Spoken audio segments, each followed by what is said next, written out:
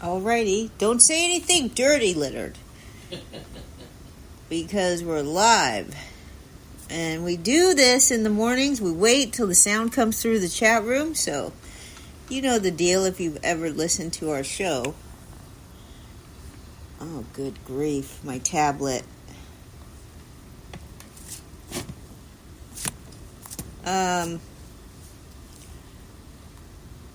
So today is Thursday, March 21st, 2024, and we are watching the Dodgers-Padres game this morning.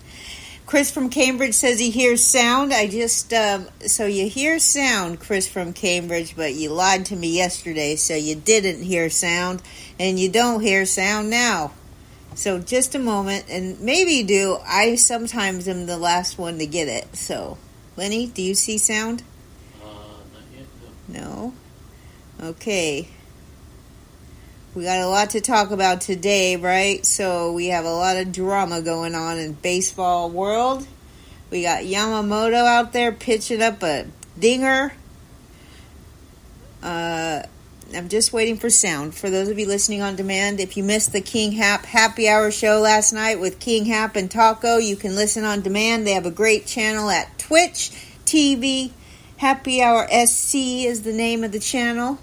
Lots of fun being in the chat room over there. There's lots of great friends that come and listen. They play marbles. They give away clothes and swag. It's just a fun time had by all. So if you missed the Happy Hour show last night, go ahead and listen. You can also listen here, of course, at LennyMelnickFantasySports.com/live. If you scroll down past the chat room, you will see all of the most recent podcasts. And for those of you unaware, we do a podcast here at LennyMelnickFantasySports.com/live every day of the week at 9 a.m. I do see the sound now in the chat room, so let's get going. All right, sound is good. So, first of all, I'd like to say to Chris from Cambridge, I didn't realize you unfriended me on Facebook, but I did get your friend request and I accepted. So, I guess I piss people off sometimes and they unfriend me, but honestly, it makes zero difference in my life. I don't even notice. So, if you're trying to punish me by unfriending me, don't bother. Just do it and go away. Chris, we're still friends. That's all good. Let's talk about the drama going on with Ohtani. Now, there's not a lot of information about this as much as the news is circulating all over the web. There's just not a lot of information yet on this. They did an article at The Athletic, and I think that was the most comprehensive of the articles that I did see. So, according to The Athletic, and really this story stems from the Los Angeles Times. Apparently, the Los Angeles Times newspaper learned of this whole ordeal when Ohtani's name surfaced in an investigation of an Orange County resident named Matthew Boyer. His translator, Mizuhara, apparently placed bets with this Matthew Boyer, according to the Los Angeles Times, and obviously Ohtani... Not obviously, but at this moment, Ohtani is not facing discipline. The Dodgers were aware of the media reports. They said they're gathering information. They said that the team can confirm that the interpreter, Mizuhara, has been terminated, and the team has no further comment at this time. Originally, Ohtani's involvement was described as helping his translator, and said that he transferred the funds to cover Mizuhara's gambling debt. We're talking $4 million, though, so good grief. Mizuhara reportedly gave his account to ESPN in a 90-minute interview on Tuesday, and he said that Ohtani paid off gambling debts totaling nearly $4.5 million and did not give the money to Mizuhara directly because he didn't trust the interpreter not to gamble the money away. So we don't really know a lot more than that, But a spokesman for Ohtani disavows this account and says that Ohtani's lawyers will issue a statement. Mizuhara on yesterday, said that Ohtani had no knowledge of his gambling activity, debts, or attempts to pay them. Now, this guy had a really close relationship with Ohtani since he debuted with the Angels in 2018. Apparently, they spend more time together than even his interpreter's wife saw him, and he basically did everything with Ohtani, drove him around before he got his driver's license. They were hardly ever even seen apart. And Mizuhara told The Athletic last year that he saw Ohtani more than his own wife, and that the pair even spent Christmas, in Los Angeles working out together. Also, this spring at Dodger Fest, Ohtani was asked to define their relationships, and he immediately started laughing. And this is what he said: "We're not friends, we're business partners." Interestingly enough. Now, the fact that the interpreter came out and said that Ohtani had no idea about the gambling debts or any of that, it seems to me like it's a cover-up. I don't care how much money you have, you notice $4.5 million, missing from your account. I do think the first story is probably the truth, which is that Ohtani gave him the money to pay this gambling debt, but they're trying to really keep Ohtani out of this. Who knows the depth of this? Is it possible that Ohtani was gambling with this guy? Who knows? But it seems so far like this interpreter is about to take the whole blame, the whole fault, and act like he stole the money. I don't know what's going to happen, but there's a little bit of hesitation in my head about the fact that now they're saying Ohtani didn't know anything about the money. How do you not notice $4.5 million? People talk about, he's making $700 million. How could he notice? It's some guy on X, dude, compared it to a gym membership that you forgot to unsubscribe. And we all have those. We all have things that we subscribe to that we pay for however long before we notice. But in this situation, I don't care, $700 million, a lot of that money is deferred. There's no chance that this guy doesn't notice $4.5 million missing from his account. So, Ohtani's agent, Nez Balelo, declined multiple requests for comments.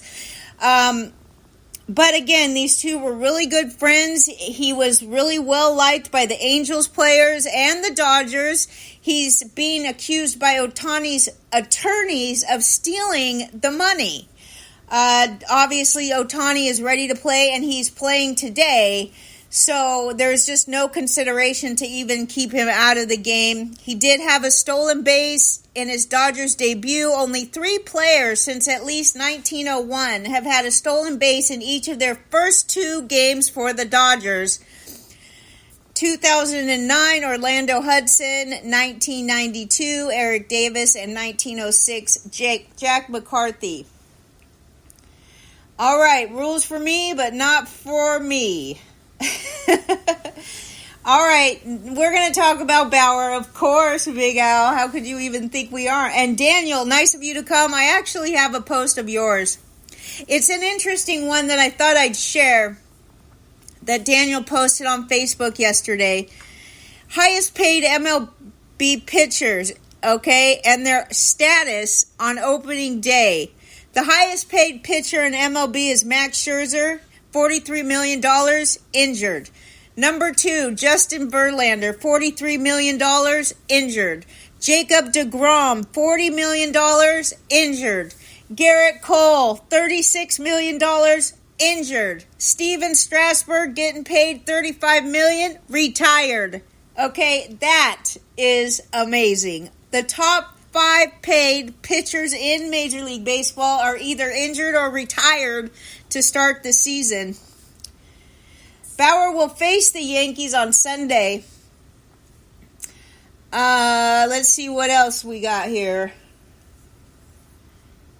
Poor Pete Rose. I agree. Put Pete Rose in the Hall of Fame, for crying out loud. I'm not taking seriously this Hall of Fame anymore if they keep doing this BS.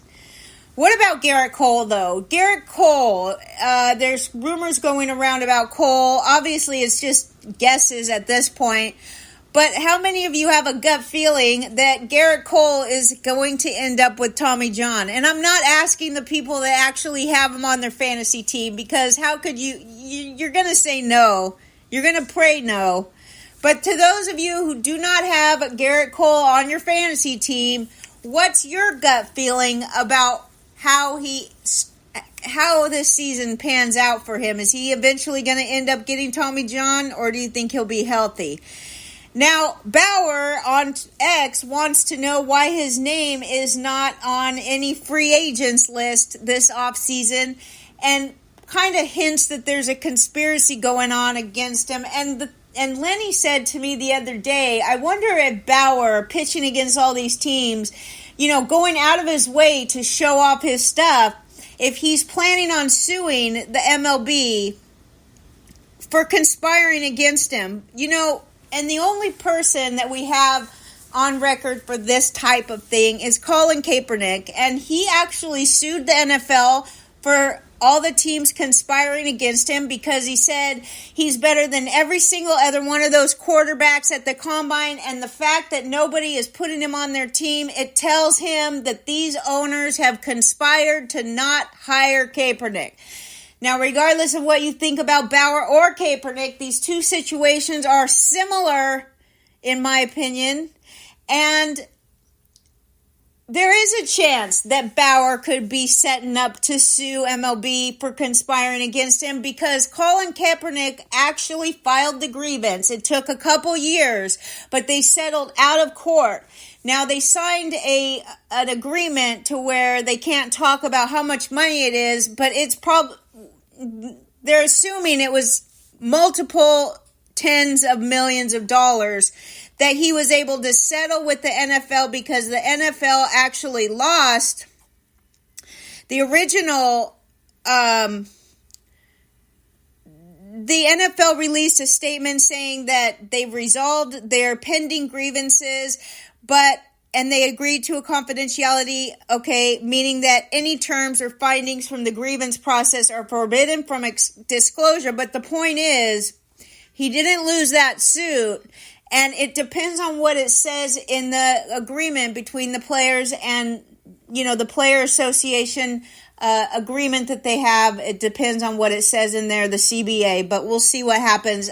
Bauer is going to pitch against the Yankees on Sunday. I personally don't think that any team is going to sign him, even because it's already, look, man, these teams, but what about Montgomery? He's not being signed either. It's so strange that Montgomery isn't signed yet, and there's multiple teams that could really use Bauer or Montgomery, okay? So I do have a feeling that maybe Bauer is setting himself up to sue baseball, because it's obvious that his talent is there, and people talk about, he had a career ERA of 3.79. That's fine. He didn't start his career very good. He went to a couple different teams, but actually, after he won the Cy Young and he signed with the Dodgers, his ERA was 2.59. The year he won the Cy Young, it was 1.73. He has a 3.07 ERA over his last 4 seasons since 2018. So anybody knocking Bauer, he's not that good of a pitcher? No, he didn't have the first couple good years of his life or his career, but he got better. And the last few years that he's played, the past 4 to be exact, his ERA was 3.07. Now, Game 1, LA versus the Padres. Gavin Lux gave the Dodgers the lead on a ball that went through Jake Cronenworth's glove. Can you believe it? Okay. I know you guys in the chat room saw this. I know you did. It was unbelievable. He caught it perfectly, and it just went right through the netting on his glove. I wonder how that happens on the first day of the season, but I guess it does. So that's that. Mookie Betts drew a walk. The first play of Major League Baseball 2024, Mookie Betts drew a walk on a pitch clock violation, okay? The Dodgers scored 291 runs in the 7th inning or later in 2023. That was the most in Major League Baseball. It's on a commercial as we speak, but I know it's in the 7th inning, and we'll see how that works because, as I just mentioned with this great nugget, the Dodgers scored almost 300 runs in the 7th inning or later last year, and they can do it again, all right? Let's talk about Yamamoto, but before we do, I'd like to remind every one of you that I said a bold prediction that everybody laughed at and thought I was crazy, but what if Shoto Imanaga is the better pitcher between Yamamoto and Imanaga this season? And that's still where I think is going to happen. He has struck out 19, okay? In 9 2/3 innings, he's struck out 19 batters and only walked 2 so far this spring. Nobody's paying attention to this guy, but he has just... Look, maybe Yamamoto has better stuff, but let's talk about Yamamoto as we speak. Yamamoto threw 43 pitches in 1 inning today. 23 of them were strikes, 5 earned runs, 2 strikeouts, and a walk. Now, his ERA is 45, and I'm not trying to tell you that, this says anything about how Yamamoto's season is going to go. And obviously, it would just be stupid to act like this is, how his season is going to pan out. But he did not have a good spring either. Okay, in 14 strikeouts in 9 2/3 innings, he gave up 15 hits and walked 4 with an 8.38 ERA this spring. Now, he did admit that he had a mixture of nerves and excitement heading into today's debut, right, against the Padres. But the thing is, and he said he didn't have any concerns about his spring, but he has talked about the fact that he was tipping pitches. He said he doesn't have any concern about the tipping pitches. He said that, this is his quote. He says, "Yes, I made a little bit of an adjustment in my hand position, but I feel now I did everything I could do and made that adjustment." But the question came up in his first start against the Texas Rangers, and he appeared to be working on an adjustment in his final Cactus League start, but he's tipping his pitches. He said he fixed it, but look, he got shelled today, okay? Shelled. So you talk about, I had a conversation with Turd. Is Turd here? Because Turd's going to be a lot of this podcast today, okay? Turd loves the youngsters. But he talked about Yamamoto, and he said he's not concerned about Yamamoto. But he's there. Look, man, when somebody comes over from another culture and Ohtani, it took Ohtani a couple years too. Ohtani was not great when he first got here.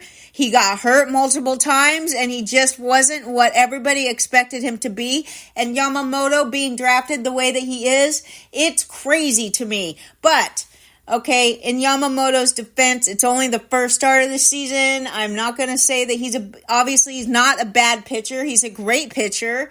But how long is it going to take for him to settle in? It's not wise to draft these guys on your fantasy team this early, no matter how exciting they are. Jake Cronenworth smashes an RBI triple to right, and the Padres led 2-0 before Yamamoto recorded an out. He's the 6th Dodgers pitcher since at least 1901 to make his MLB debut by starting one of his team's first 2 games of the season. ADP 45. It's almost as bad as taking Glasnow in the first round, okay? Teoscar Hernandez was wired up this morning, and I just find it so ridiculous that these announcers, these play-by-play guys, are trying to talk to Teoscar Hernandez while he's out there in the outfield playing the game, and he's all fidgeting with his earpiece and stuff, and he has to have repeated questions because he's busy doing his job. All right, moving on from Yamamoto.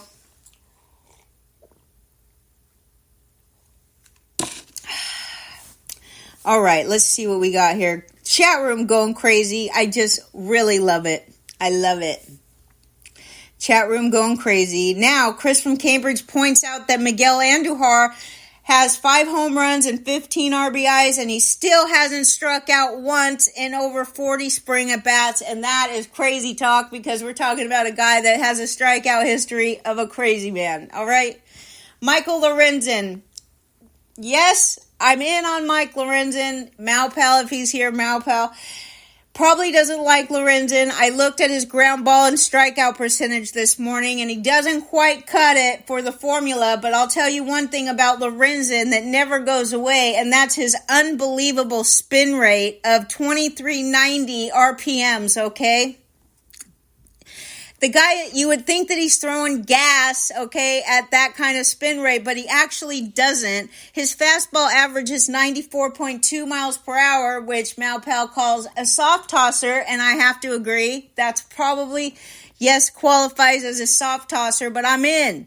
I'm in on these soft tossers, as you know. He settled for a 1-year, $4.5 million contract with the Rangers, and boy, are those Texas Rangers all in. We're going to talk about more Rangers stuff, okay, as we go through this podcast today. But boy, I'm sweating already. Is it hot in here? Yes. Let me have a sip of my coffee.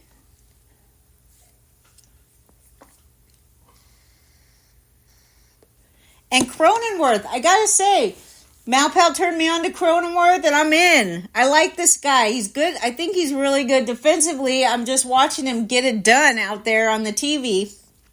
All right, so Cronenworth, first baseman, getting it done. All right, now Lorenzen, through multiple auditions in front of MLB scouts, he is with the Rangers now just 8 days before opening day. Well, it kind of already opened, but he's 32 years old. Last year, a 4.18 ERA and a 1.21 WHIP in 153 innings between Detroit and Philly. And it looks like he's starting the season in the rotation as Max Scherzer and DeGrom and also Tyler Mahle. All 3 of those guys are out. It looks like Eovaldi, John Gray, Andrew Heaney, Dane Dunning, Michael Lorenzen. And I think that he will be ready for the beginning of the season because he says that he's been throwing all off season, throwing sessions, and he thinks he's ready to start the season in the rotation. Obviously, it won't be right away because as the number 5 starter, it will take a week or so for him to get in a game. However, I love Lorenzen. I think he's great. He's not excellent, but he's a good 5th starter for your fantasy team. And if you have an injury, go ahead and grab Lorenzen. He's absolutely probably available in your leagues. And these are the types of guys that you want to jump on. Let's talk about Wyatt Langford, okay? Turd loves. I have no problem with Turd loving Wyatt Langford. I do have a problem with some other guys that Turd is in love with because he just loves these youngsters. He loves Yamamoto. He loves these high-risk, high-reward guys. And he would agree with Malpal that you should play for greatness. It does make the season exciting when you have these youngsters. I mean, what more exciting in baseball is there than these youngsters? Now, Wyatt Langford really turning heads this spring with 6 home runs. He's 22 years old, okay? He's the first player to hit 6 spring training home runs at age 22 or younger since Freddie Freeman did it for the Dodgers 12 years ago, and Ryan Zimmerman did it for the Nationals 18 years ago. There were 2 other players that did it, but I don't have their names. So 22-year-old Wyatt Langford, number 4 overall in the 2023 player draft. He slaughtered pro pitching at a 360 batting average and a 480 on base percentage with 10 home runs and 12 steals in 44 games while climbing from rookie ball to AAA. All of that, okay?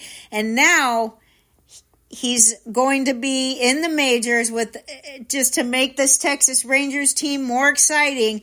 His exit velocity is powerful. 117 mile per hour exit velocity at Florida and regularly logged exit velocities of 100 miles an hour in pro baseball. And he has speed too, so we're bragging all about his power, but he also does run around the bases real good. He's a plus runner. He walked more than he struck out in college and in his pro debut. But where are you drafting him? You know what? I can go for the 122 ADP, but I have a feeling after his 6th home run yesterday, if you're still doing your drafts, this guy is going to be out of control. It does look like he has a spot on the Texas Rangers opening day roster as their designated hitter. He's able to play both left field and center field, although Evan Carter is slated in as the left fielder and Leody Taveras is slated in as the center fielder. You can expect to see Wyatt Langford perhaps giving these guys a rest or hitting in the DH spot. He is 22 years old. This guy just worked his way up through every phase of the minors so quickly, and he is just turning heads, although I will say, use caution with these youngsters. Spring training, okay, I would say, I always go back to Sean Rodriguez, who was so impressive in spring training. He bashed 2 home runs in a game that we went to see in spring, and then he just, he did nothing. Also, King Turd loves Grayson Rodriguez, and I'm sure Eddie Heckman will love to hear that, right, Eddie? So, Grayson Rodriguez, you remember he went 2-2 in 10 starts with a 7.35 ERA. He struggles with homers. He allowed 13 home runs in 45 and a third innings with 56 strikeouts and 21 walks.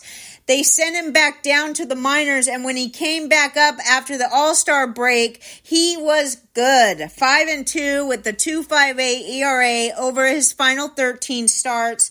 3 homers allowed, 76 and 2/3 innings with 73 strikeouts and 21 walks. Now, this spring, he's been looking, what's he doing this spring? A 3.86 ERA, 2 home runs allowed in 11 and 2/3 innings. His biggest problems is allowing home runs. His ADP is 71. It's way too early for my blood, but I don't blame you.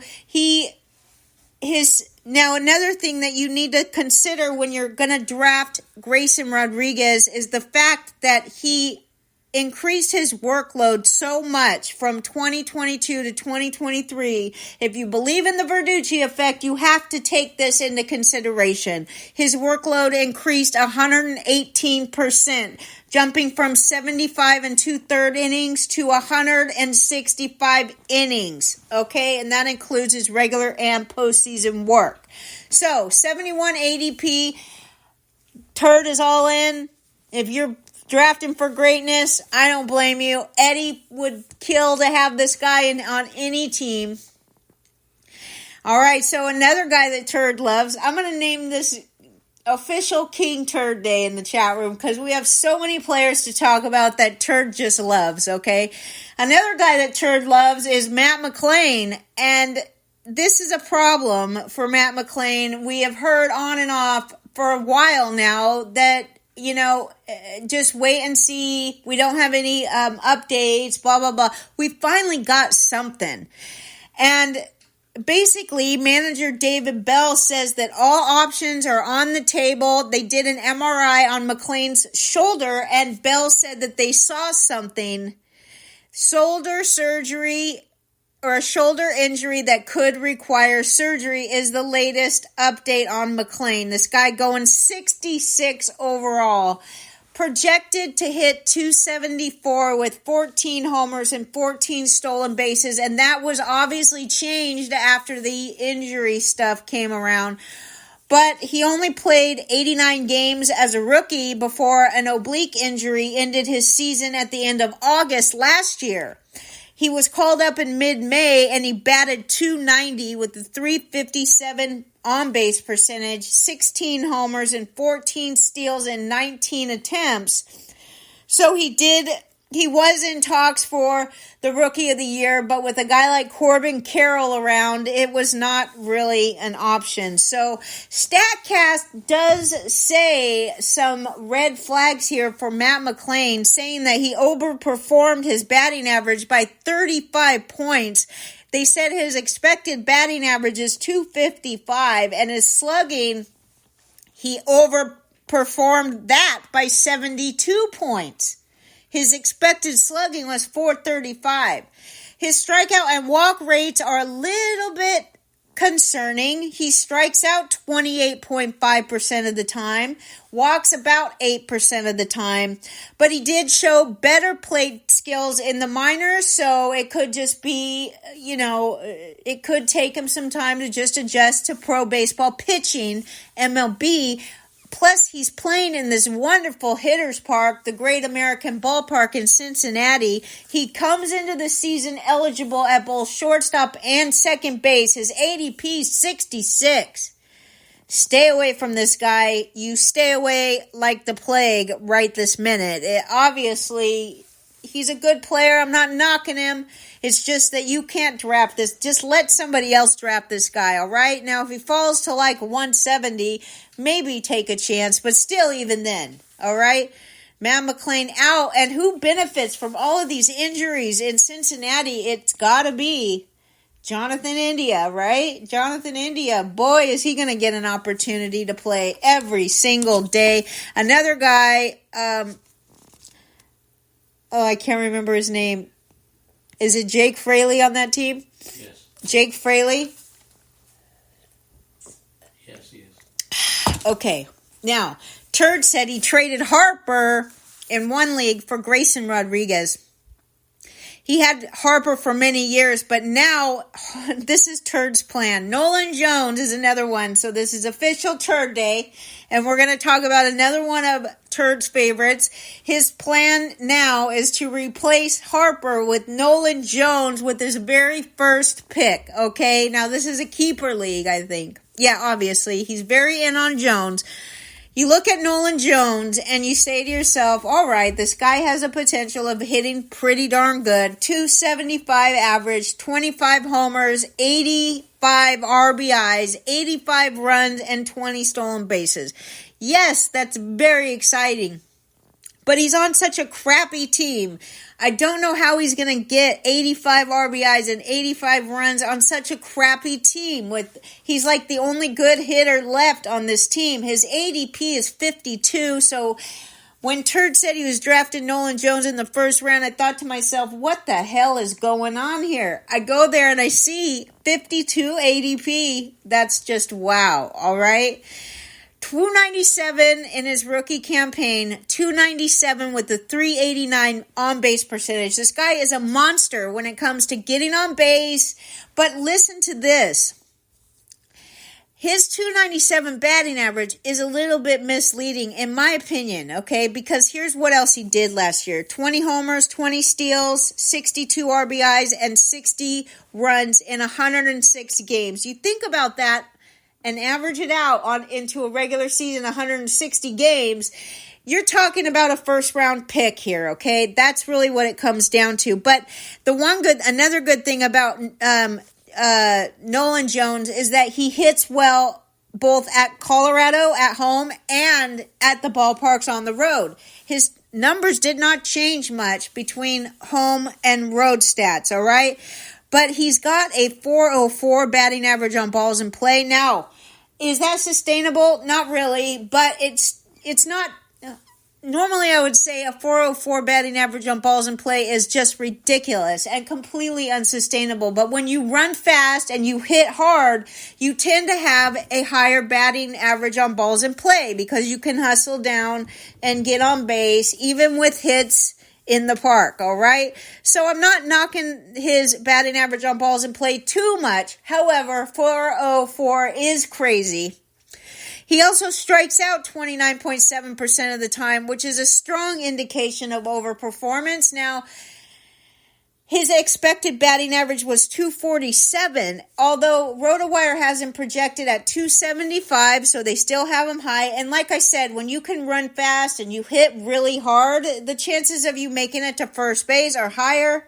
And that's why some people, they just have a high career batting average on balls in play. Is it going to stay 404? Absolutely not. But still, how much could it hurt his 297 batting average? Even if it goes all the way down to 300, which is the average for MLB, it's still not going to hurt his batting average too much. Although, like I said, his expected batting average was 247. Still, 52 ADP is crazy. What has he done so far this spring? He's hit 1 triple, but he has no home runs and no stolen bases. His batting average is right about what we talked about, 262, 340 on base percentage, and 42 at bats. So not a great spring for Nolan Jones. Doesn't matter. I'm not trying to knock him, okay? I think, Turd is one of the biggest baseball fans I know, and I'm not knocking him. I just have a lot of differences when it comes to building a fantasy team. I just take very little risk on these guys. Although, in these best ball leagues, it makes it so fun because you can take risks like, I have Ellie De La Cruz. I do have my first share of Wyatt Langford. How exciting is that? I could tell you it makes the season more exciting. Now, moving on to Ellie De La Cruz, another one of Turd's guys. He leads the Reds in hits, but he also leads the Reds in strikeouts, and it is going to be an interesting season for Ellie De La Cruz. He does enter the season with increased expectations because he has physical gifts that are unmatched. Did Machado just... Manny Macho! The Macho Man! Home run for the Macho Man! Yay! 15 runs for the Padres. Chew on that, Danny.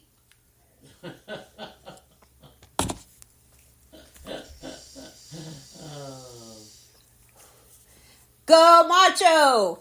And Tatis there to give him the high five. Okay, we love it. There you go. Oh, the poor Dodgers. Cry me a river, okay? Moving on. Danny. Macho Manny, Daniel. That's what I call him, okay, Daniel? Here's we go. Moving on now. De La Cruz. His talent is endless. He runs very fast. He hits very hard. The Ellie De La Cruz. We got to come up with a name for Ellie because he is exciting. All right. I told you he leads the Reds this spring with 11 hits. Of those 11 hits, 5 of them have gone for extra bases, which is very exciting. But as we mentioned, 14 strikeouts, the most on the Reds. That's a little more than 1 per game, and something that the Reds fans really hope to see De La Cruz iron out as the season goes on. The thing about Ellie is that some of these other guys we talked about today, like Wyatt Langford, Nolan Jones, these guys, they probably won't continue to strike out at a high clip because they didn't in the minors. And so when they come up and they start striking out a lot, it's okay. But when you see a guy like Ellie De La Cruz, he is always striking out. He struck out in the minors. He's going to strike out in the majors.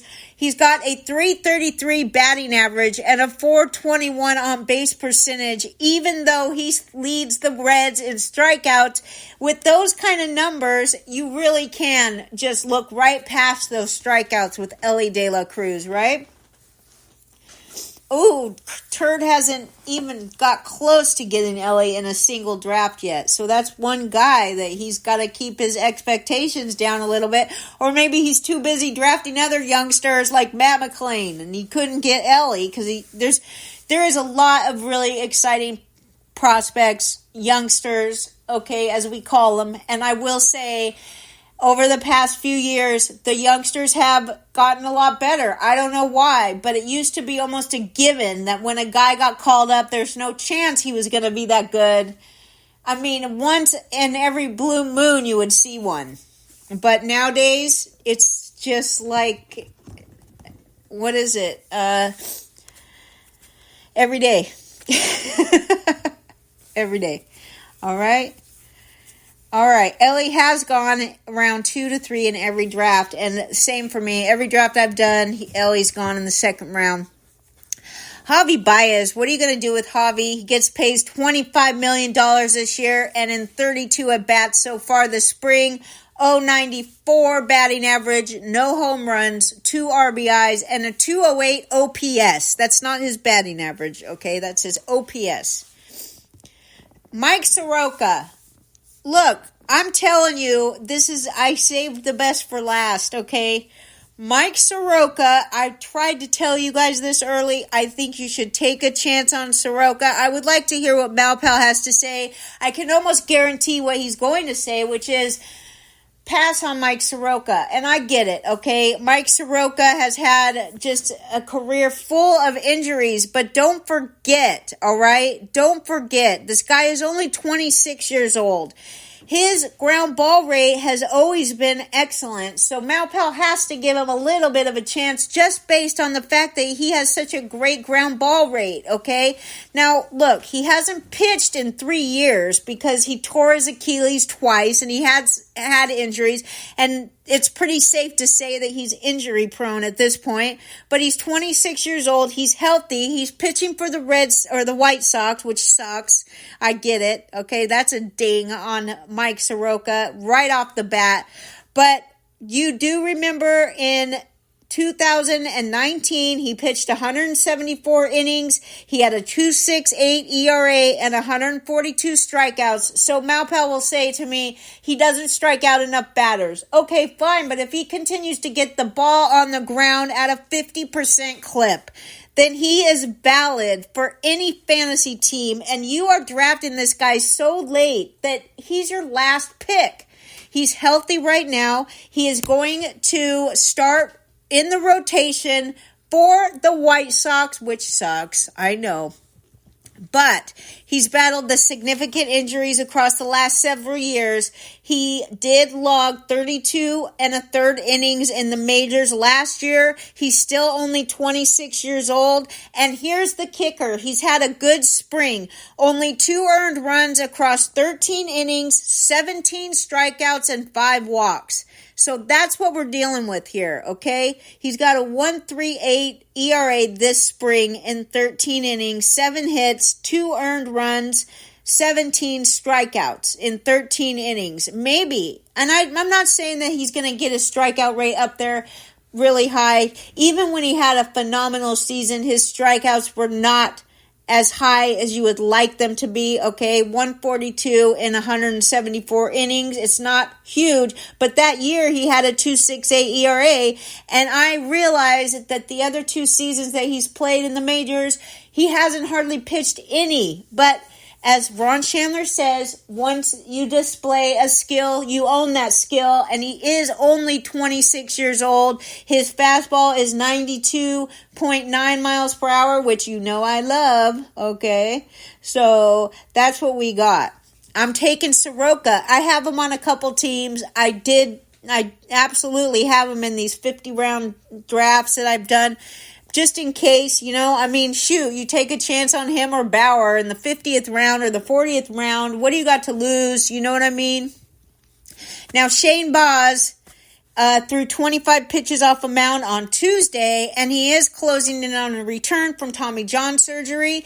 He also had an oblique injury more recently that slowed his recovery down, and it appears that he is nearing full strength regarding his oblique issue, and that should allow him to attack the final stage of rehabbing his elbow injury. So the Rays are expected to be cautious with Shane Baz, and he's projected to return in late spring or early summer, and that is it. You can have Soroka. He's an injury looking for a place to happen. That's fine. I understand. Absolutely. No problem with that. I get it. You stay away from him, Danny. You keep rooting for those Dodgers. I can't wait to tease you all season, Danny. Captain Danny, our big resident Dodgers fan, who, look, the Dodgers just, I think they're the new Yankees, to be honest with you. I really think they're the new Yankees. It used to be so easy to hate the Yankees. It's not so much as easy to hate the Yankees anymore, but it's very stupidly easy to hate the Dodgers, all right?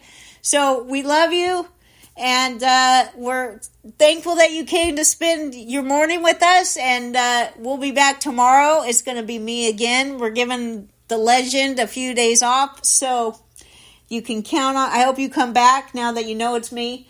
And that's it. We hope you have a wonderful day, and we'll see you tomorrow.